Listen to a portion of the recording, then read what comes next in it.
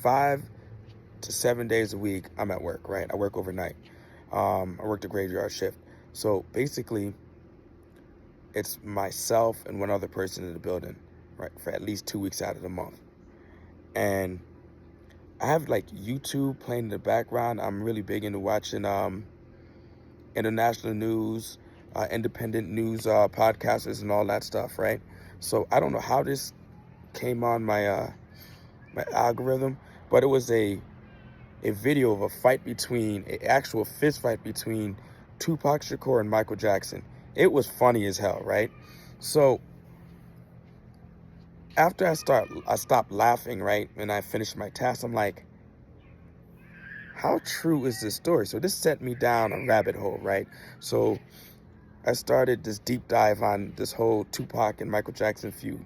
Then I found out some interesting crap about Micheal Jackson, right? One, in the Beat It video, right, where those rival gangs is about to fight each other and stuff like that. A lot of the people, the background dancers, were actually Bloods and Crips, right? So this dude had like Bloods and Crips like breaking out in song and dance in one of his videos. That's gangster as hell, right? Another fact I found out about Micheal Jackson is like when Eminem was making fun of him in the late 90s, early 2000s, Michael was just like, okay, so he dropped $300 million and purchased like most of Eminem's catalog. So every time Eminem like rapped, Michael was getting paid.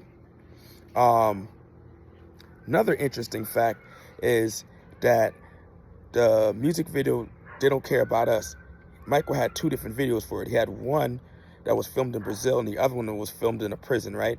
So the one that was filmed in Brazil, it was filmed in an underprivileged pavilion, right?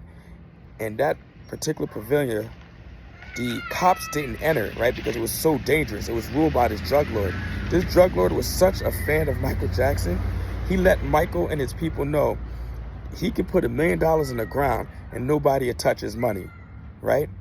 And I'm not saying Michael was a Crip. I'm not saying that. But the Crips had Michael back, right? Like, I was Googling, I was reading articles. Like, you seen pictures of, like, with Michael, with real Crips throwing up Crip signs. So moral story is, like, I guess fact is stranger than fiction. And if Michael was alive, I wouldn't roll up on Michael. I can't believe I just said that.